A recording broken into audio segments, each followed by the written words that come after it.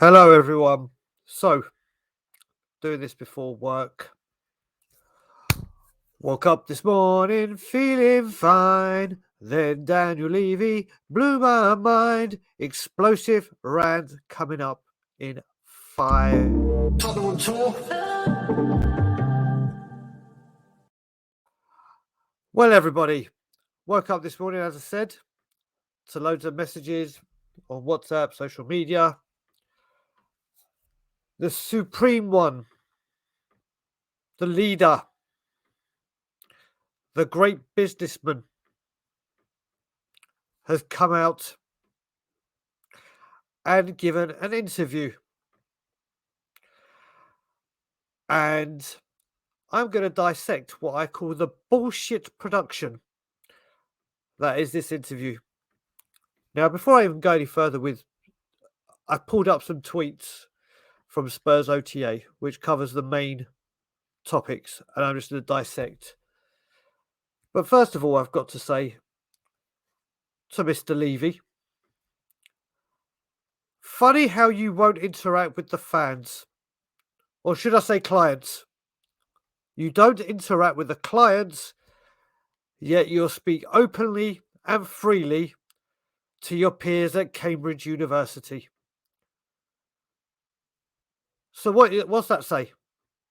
What does that tell you about this man? Won't talk to us, the supporters, the fans, the ones that go week in, week out, watch from around the world, and eat, breathe, sleep this club. You won't talk to them. You won't talk to the trust unless you're forced to. But hey, can I do an interview in Cambridge, Mr. Levy? Oh, yes, of sure. Would you like to do one, Mr. Levy? Would you like to pop down and do a little interview? Oh, yes, sure. You are. Oh, you. How bad do you want to come across? How dare you not talk to fans and supporters, both in this country and around the world, and act like we're beneath you, but you go speak to people at Cambridge. So you won't speak to us. I will retaliate to them. And the people that do want to watch, and the people that do see through your crap. So let's get through this. Number one, and I have to thank the Spurs OTM who actually I think it's OTM. My eyes are so bad I can't even see. Is it Spurs OTM? 1 second. I've got it right there in front of me, but my eyes are so goddamn bad. 1 second. Yes, Spurs OTM. Now I can see clearly. So the first thing is on Daniel Levy on Harry Kane. He can absolutely win a trophy at Spurs, but being a legend is also important. The fact that he's the top scorer of Tottenham Hotspur is making history. I hope one day there is a statue of Harry Kane outside our stadium. Oh, Jesus Christ, where do we go from here? So, Harry Kane is a legend. Harry Kane is our record goal scorer. Winning trophies is the be-all and end-all. Yes, he's going to be a legend. No matter what. But is that what you start doing when you sign players? Oh, don't worry, you might not win trophies, but you can be a legend. You may become a legend. You won't win trophies? No. Being a legend is far more important. Are you mad? Are you intentionally trying to say stuff that's going to wind people up? Are you batshit crazy? And you hope that there is a statue of him one day. You're the very man that can make the statue. You're the very person that can say, let's do that. By the way, where's the one with Bill Nicholson and the gates that was promised? Where's Jimmy Greaves? You hope. What are you, hoping that the next chairman come and has some brains? You can do it. We hope to have statues. We want to have statues. You can make it happen. But no. It'll cost money. and all that money has to go in my skyrocket. That has to be for me eating and building some more revenue streams that go absolutely fucking nowhere near the team. So that's Harry Kane. Brilliant, mate. Legend. How does that make you feel, Harry Kane? You're going to be a legend, but we're not going to win a trophy. Pathetic. The next one. And sorry, I'm having to get very close because of my eyesight. Even with my glasses on, I need to get them strengthened. Daniel Levy. When we first came into Tottenham Hotspur, winning was making sure we stayed in the Premier League. As time goes on and when you get more successful, it's about getting into Europe and then the Champions League. Obviously, the ultimate goal is to win trophies. That is clearly what we are trying to do. It's easier said than done. Don't dispute that part. Am I happy that we haven't won more than one trophy in the last 15 years? Absolutely not. But I also think we have had some fantastic times. Oh, I live for those fantastic times. Woohoo! Being in the Champions League a number of times, despite the fact I feel sick, there is a club in North London. This is the bit that's a lot higher than us at the time. I look back in the last 5 years and we've been higher than them. Okay. No doubt when they took over, we were in a worse worse state across the pitch and off the pitch than where we are now. No doubt about that. But don't make it sound like staying in the Premier League was the objective. We had one season where we were very, very close to relegation. The others, we were in the lower part of the table. It was never a case of staying in on maybe one or two occasions. Then it was getting into Europe. No talk about the Premier League. Let's get into Europe. Money. The Europa League or UEFA, whatever it's called at the time when they first took over, but now Europa. Still no talk of the Premier League. But we've got to get to the Champions League.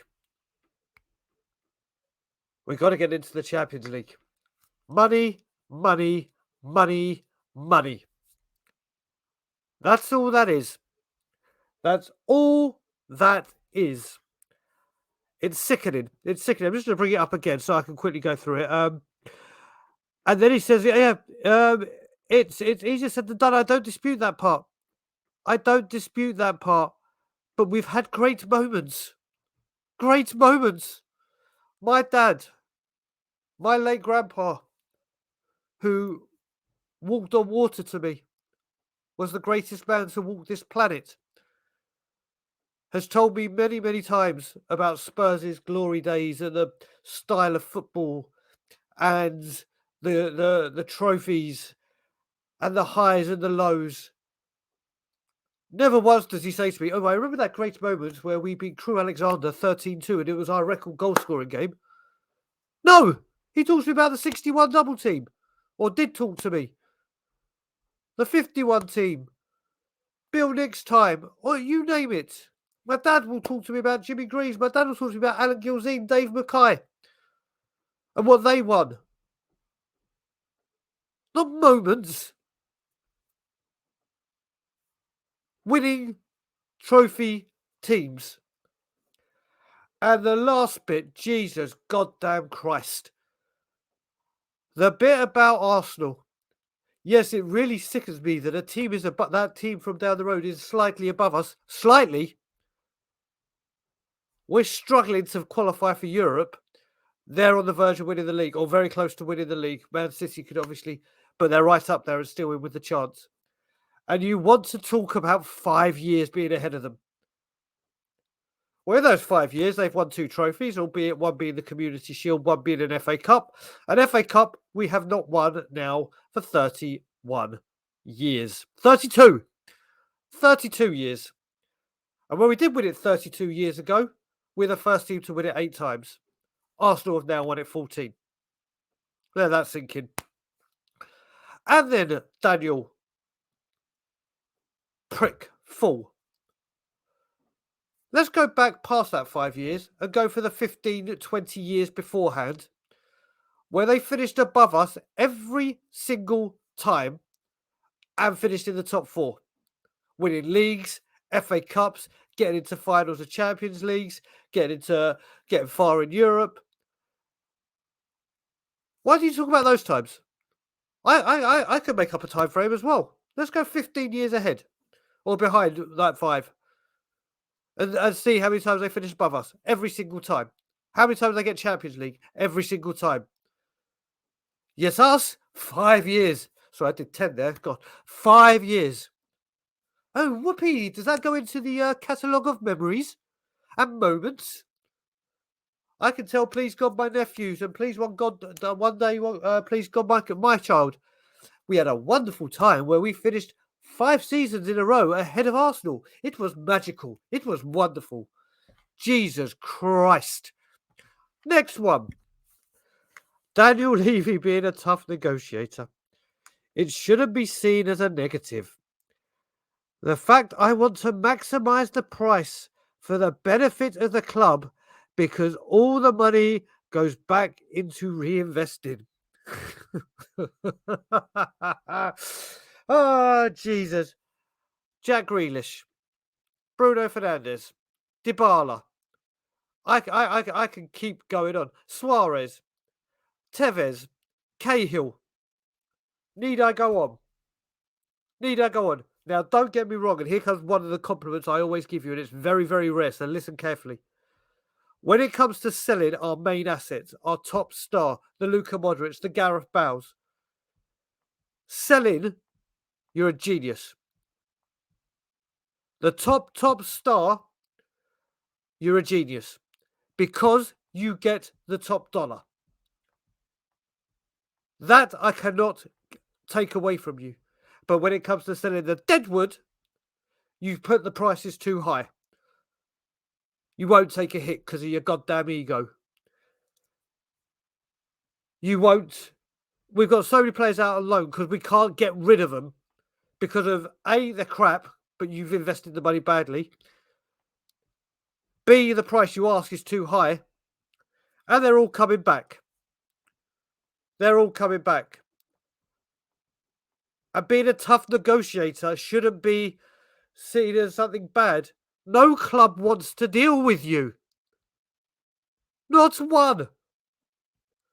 You hear managers say we'll move away from our targets because we don't want to deal with you. And when you try to deal with them, everything falls apart. Oh, yes, we tried, but we just... You're a fool. You're a fool. You really are. You're a wolf in sheep's clothing. You're an idiot. Being a tough negotiator has fucked us right over when it comes to bringing players in or getting players out because it shouldn't be seen as a bad thing. Fool. Next one. Daniel Levy on outside investment or potential sale of the club or bid for the club. We have a duty to consider any proposal that anyone wants to make. All I will say that we are not in negotiation with anybody, nor have we been over the recent months. All the stuff in the newspapers has been completely untrue. So, a few of us said at the time when the Qatari money was coming in, as I've said on multiple times, when naming rights comes up for grabs, and then all of a sudden that goes quiet for after a week, and a new sponsorship deal is announced. And I said it then, as did others, and I'm saying it now. It is sleight of hand. Oh, look what's going on over here, because something really big and positive could be happening over here, but really, I'm over here laughing at you and fucking you over. Because that's what I do time after time after time. Every single goddamn time. There is no investment because he wants to stay in control. No one wants him to stay in control. So we go round in this bullshit production merry-go-round where, of course, everyone thinks, yeah, we're going to get, look, the money's coming in, or no, I don't want money from Saudi Arabia or Qatar or I'd rather do nothing and win nothing. I'd rather do this. Every time there has been potential, not over the last few months, he's kiboshed it. Every single time. No one wants to have him on board, and that's where this all unravels. So he is talking absolute nonsense again. Oh, I brought that one up already. So let's discuss the next one. Daniel Levy on if Spurs sacrificing on the field success for off the field investments. When you compare what Tottenham Hotspur have spent in players in the last 5-10 years and compare it to other clubs, not only have we succeeded those clubs, but some of those clubs have been more successful than us on the pitch. There is not necessarily a direct link between the amount of money that you spend and getting success on the pitch. Now, whereas some of that may be true, why is it always quantity over quality? Why is it with the Gareth Bale money, this magic number 7 has to come, rather than spending that money on 2-3 great players? Why when Jose Mourinho came in, rather than spending the money on 2-3 great players, you bought 7 players in? And when the summer of spending and the investment came in of 150 million, why not spend on 2 or 3 quality players? But no, do you know how many people we bought once again? 7. Quantity over quality. Time after time, season after season, year after year. If you'd bought Grealish and Dybala, they would have had more of an impact than the players you brought in. If you addressed the defence when it needed addressing with quality rather than one for the future, the star, the potential star to be the next star, we might not be talking about a wasted 500 million. If you spend it wisely and listen to Paul Mitchell and listen to other people rather than your wheelie-dealing Del Boy antics, we may not have wasted 500 million pounds. But no, you know best. You definitely know best. Okay, I keep repeating those ones, so let's just go down. So it was on the field investment. There we go. Next one, which is on the field investment again. Is this the one? Yep, here we go. Daniel Levy on how we fared in general during recent seasons. Tottenham was a club that had a lot of history because it had won things in recent times. It's not been where it needs to be. We are on a journey and we need to get better success on the pitch.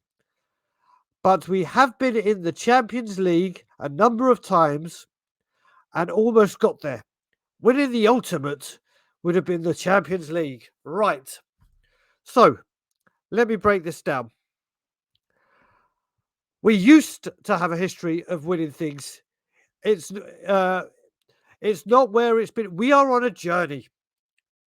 A 22-year journey of one trophy in that 22 years and 1 in 15. How long is this goddamn journey? How long is the journey? I feel like a kid in the backseat of the car going, are we there yet? Are we there yet? Are we there yet? Are we there yet? Are we there yet? Jesus, man. Come on. What the hell is this about? And again, we've been in the Champions League several times. Money, money, money. Has that money gone back to reinvesting properly in the pitch like your last statement? No. No. But are we there yet? Are we there yet? It would have been the pinnacle. So why did we spend 18 months not signing anyone in the build up to that? And then went spending. Do you reckon if we'd had a couple of good quality players, quality, and get to that final, it may have been different?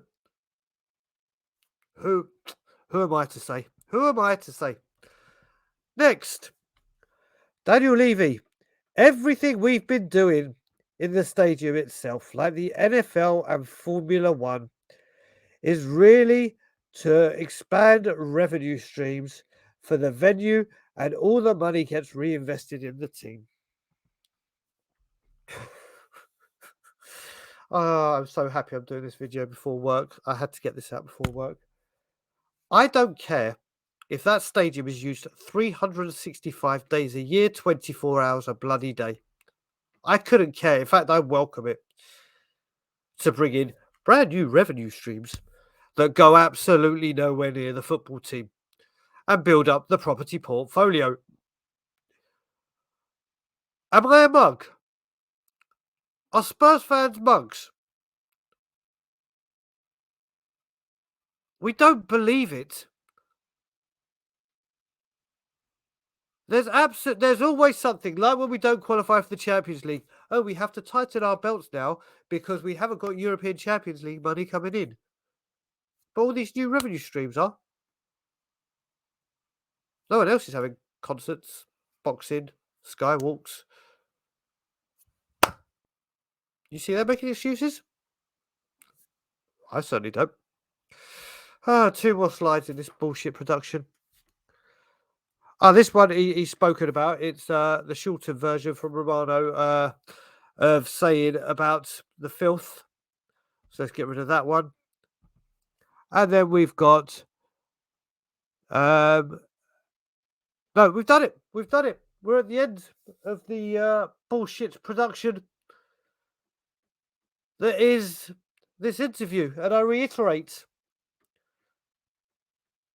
how dare this man not talk to fans, not communicate with fans, give stupid answers to the trust, like the first one where it said, what is the immediate and long-term plan for this club? And he turned around and said, well, in the last 17 years, we've been in... I don't care about the past. We asked you about the present and the future. But you won't talk to fans. You won't come out and address them. You won't come out and say anything. You fucking reel out Paratici, who right now is having his goddamn appeal to be your fucking shield and talk, because you won't. The fans that pay all this money, not me, because I won't give you a goddamn penny. Not a penny. You won't talk to them, but when Cambridge call and a caliber of person that attends those universities, oh yes, let me just quickly drop everything and come so everyone can fucking polish my bald head and fucking love me because I have a fucking degree in economics and land development, whatever the fuck you've got it in. How disrespectful. How disgusting. Do you not think people see that? You won't talk to people that come, whether it be working class, middle class, upper class, people from around the world. Won't address them. Cambridge come calling. Off you go. Off you pop. Now, I don't know how this is going down with people that aren't Levy out or aren't as extreme as I am and the people that I stand with. And I stand with a lot of great people. A lot of great people. A lot of them you know. A lot of them you don't. But I proudly stand by them. And they all know. I know. See through this bullshit.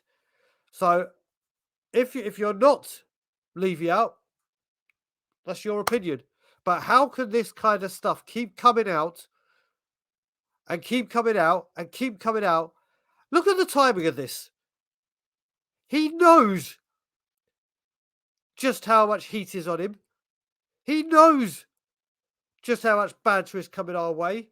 He knows what a rotten state we're in. Yeah, oh no, let me pop off to Cambridge. Part of that. Are we there yet? Are we there yet? Are we there yet, journey? Now, once again, for Crystal Palace and Brentford, we will be at our normal place opposite the club shop. Now, I don't care if you want to make numbers up. I don't care if you want to belittle it. I don't care what you think. Getting personal. Do you know what? It comes from Levy out people as well. I don't know from the people I stand with, but via social media, there is a huge war going on.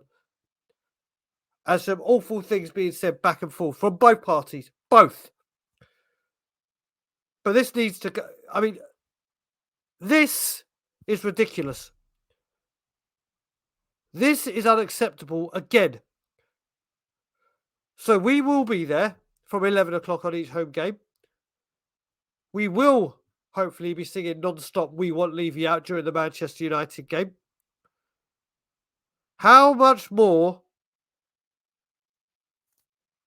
is it going to take for us all to come together and get Levy, Edic, Cullen out of this football club and bring some pride back to Tottenham, some honour back to Tottenham, some belief back to Tottenham? I just don't even know what to... I'm sick. I'm sick to the back teeth, and I'm sick to death of this guy. I cannot believe this is happening with our football club. Anyway, I hope you liked the video as I dissected the bullshit production that is Daniel Levy at Cambridge. Leave your comments down below. Please like and subscribe to the channel. We hit 5,500, which is a bit of a milestone for us. We're getting more regular content out, as you see. But please leave your comments. Like, comment, share, subscribe. And as always, Levy out.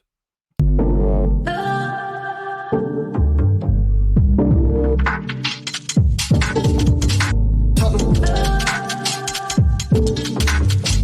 on tour.